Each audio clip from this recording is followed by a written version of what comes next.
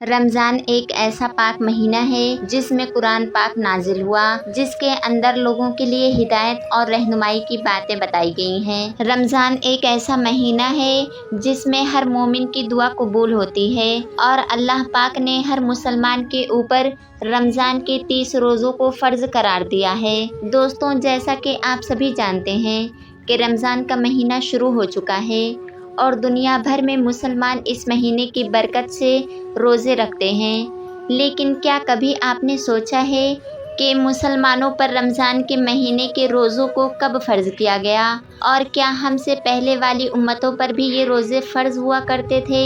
آج ہم آپ کو تفصیل سے بتائیں گے کہ کس کس امت پر کس طرح سے روزے فرض ہوئے۔ بسم اللہ الرحمن الرحیم۔ اللہ رب العزت نے قرآن مجید کی سورہ بقرہ کی آیت نمبر 183 میں ارشاد فرماتا ہے کہ اے ایمان والوں، تم پر ہم نے روزوں کو فرض کیا ہے جیسا تم سے پہلے لوگوں پر فرض کیے گئے تھے، تاکہ تم اس مہینے کا احترام کرو اور پابندی کے ساتھ روزے رکھو۔ دوستو، رمضان میں جب روزگار روزہ رکھتا ہے اور اللہ تعالیٰ کی اطاعت کے لیے صبر کرتا ہے، تب اللہ تعالیٰ اس روزے دار کو صبر کی جزا عطا کرتا ہے۔ اس مہینے کی فضیلت سے اللہ پاک انسانوں کے رزق میں برکت عطا فرماتا ہے اور غریب سے غریب انسان کو اللہ تعالیٰ کی نعمتیں ملتی ہیں۔ اس لیے اس مہینے کو ماہ وسعت رزق کے نام سے بھی جانا جاتا ہے۔ دوستوں، ہر مسلمان اس مہینے میں خاص طور سے ہر گناہ سے پرہیز کرتا ہے، اور جب تلک اللہ تعالیٰ کا حکم نہیں ہوتا تب تک کوئی بھی چیز کھاتا پیتا نہیں ہے۔ اگر ہم تاریخی اور مذہبی حوالے سے دیکھتے ہیں تو ہمیں حضرت آدم علیہ السلام کے زمین پر آنے کے بعد سے ہی روزے کا وجود مل جاتا ہے۔ بتایا گیا ہے کہ حضرت آدم علیہ السلام ہر مہینے کے 3 دن روزہ رکھا کرتے تھے۔ ساتھ ہی یہ بھی کہا جاتا ہے کہ حضرت آدم علیہ السلام ان روزوں کو جنت سے زمین پر آنے کے بعد توبہ کے لیے رکھا کرتے تھے۔ اس طرح پورے سال میں حضرت آدم علیہ السلام 36 دن روزہ رکھتے تھے۔ حضرت آدم علیہ السلام کی دور میں ہر مہینے کی چاند کی 13، 14 اور 15ویں تاریخ کو روزے رکھے جاتے تھے۔ یہ وہ تاریخ ہے جب چاند پورا مکمل اور روشن ہوتا تھا، جسے آپ اور ہم 14ویں کا چاند بھی کہتے ہیں۔ اس کے بعد جب حضرت نوح علیہ السلام کا دور آیا، حضرت آدم علیہ السلام کے دور کی طرح مہینے میں 3 روزے رکھے، وہ بھی انہی 3 تاریخوں پر۔ ان روزوں کو طوفان نوح سے نجات پر حضرت نوح علیہ السلام نے شکر کا نام دیا، لیکن حضرت داؤد علیہ السلام کے روزوں کا طریقہ حضرت آدم علیہ السلام اور حضرت نوح علیہ السلام سے تھوڑا الگ تھا۔ چنانچہ حضور اقدس صلی اللہ تعالیٰ علیہ وسلم کے فرمان کے مفہوم کے مطابق وہ ایک دن روزہ رکھتے تھے اور ایک دن افطار کرتے تھے، یعنی کہ پورے سال میں آدھا سال روزہ رکھتے تھے۔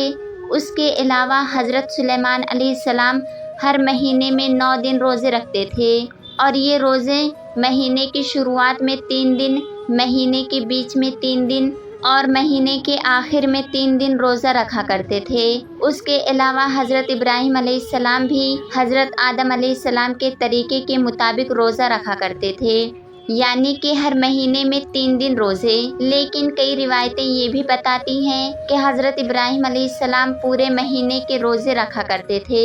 چنانچہ صحابہ کرام کا کہنا ہے کہ حضرت موسیٰ علیہ السلام کو اللہ رب العزت نے مسلسل 3 مہینے روزے رکھنے کا حکم دیا تھا، اور ان روزوں کے فضل سے وہ اللہ سے ملاقات کریں گے اور ہم کلامی کا شرف حاصل کریں گے۔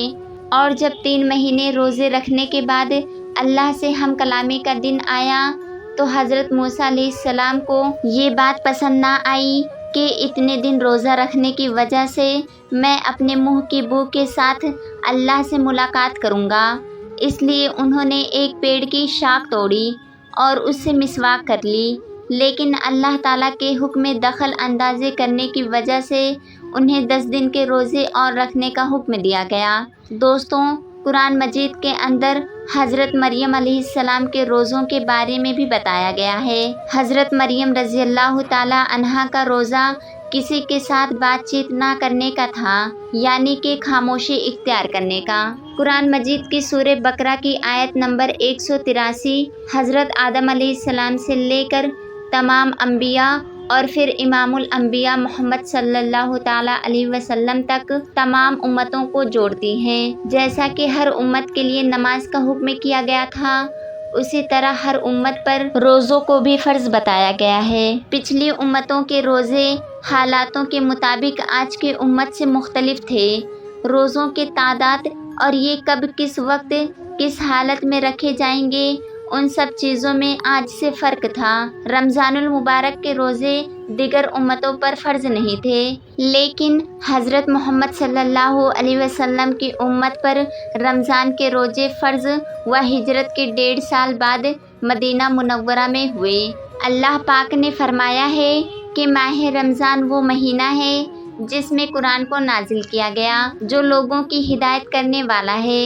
ساتھ ہی فرمایا گیا ہے کہ تم میں سے جو کوئی شخص بھی اس مہینے کو اپنی زندگی میں پائے تو روزے رکھے، اور اگر کوئی شخص بیماری کی حالت میں ہے یا سفر کی حالت میں ہے اور اس کے روزے چھوٹ جاتے ہیں تو بعض دنوں میں ان روزوں کو پورا کر سکتا ہے۔ دوستوں، اللہ پاک نے ہمیں ہر چیز میں آسانی دی ہے۔ اس کا ارادہ ہمارے ساتھ آسانی برتنے کا ہے، سختی کا نہیں۔ ہمیں اس مہینے میں روزے رکھنے چاہیے، اور اگر کبھی کوئی روزہ کسی وجہ سے چھوٹ جاتا ہے تو اسے بعد میں پورا کر لینا چاہیے۔ ہمیں اللہ کی اس ہدایت پر شکر ادا کرنا چاہیے۔ یہ بھی جان لیتے ہیں کہ حضور اکرم صلی اللہ علیہ وسلم کی امت سے پہلے یہودی نصارہ 10 محرم یعنی یوم عاشوراء کا روزہ بڑے ہی احترام کے ساتھ رکھا کرتے تھے۔ چنانچہ حضور اکرم صلی اللہ تعالیٰ علیہ وسلم نے پوچھا کہ تم 10 محرم کا روزہ کیوں رکھتے ہو؟ تو انہوں نے جواب دیا کہ اس دن ہمارے رب نے ہمیں فرعون سے نجات دلائی تھی، اور اسی دن سمندر سے راستے نکال کر ہمارے رب نے ہمیں دریائے نیل پار کرایا تھا۔ چنانچہ ہم اپنے رب کا شکر ادا کرنے کے لیے اس دن روزہ رکھتے ہیں۔ اس پر حضور اکرم صلی اللہ علیہ وسلم نے ارشاد فرمایا کہ اس بات کو تو ہم تم سے زیادہ حقدار ہیں، لہٰذا تب مسلمانوں کو حکم دیا گیا کہ تم بھی محرم کے مہینے میں روزہ رکھا کرو۔ یہودی 1 روزہ رکھتے ہیں تو تم 2 روزہ رکھا کرو، ایک 9 تاریخ کو اور ایک 10 تاریخ کو۔ اس کے بعد جب کچھ وقت گزرا تو 3 روزے ہر مہینے رکھنے کے لیے کہا گیا، جو کہ چاند کی 13ویں، 14ویں اور 15ویں تاریخ تھی۔ مسلمان اس دن روزہ رکھا کرتے تھے، لیکن جب رمضان المبارک کے روزوں کو فرض کیا گیا تب ان روزوں کو سنت روزے کا درجہ دیا گیا۔ دوستوں، رمضان کے اس مہینے کے بارے میں حضور اکرم صلی اللہ علیہ وسلم نے ارشاد فرمایا کہ جب اس مہینے کی پہلی رات آتی ہے تب آسمانوں کے دروازے کھول دیے جاتے ہیں، اور پھر یہ دروازہ پورے مہینے تک بند نہیں کیا جاتا، اور جب اس مہینے کی آخری رات آتی ہے تو اللہ پاک ہر روزے دار کی مغفرت فرما دیتا ہے، اور اللہ تعالیٰ سے دعا ہے کہ وہ ہمیں رمضان کے مہینے میں زیادہ سے زیادہ عبادت کرنے اور روزے رکھنے کی توفیق عطا فرمائے، اور ہمیں برائیوں سے دور رکھے، اور ہمارے سبھی گناہوں کو معاف فرمائے، اور ہم سب کے ساتھ عافیت کا معاملہ فرمائے، اور اللہ پاک ہمیں کہنے سننے سے زیادہ عمل کرنے کی توفیق عطا فرمائے۔ آمین۔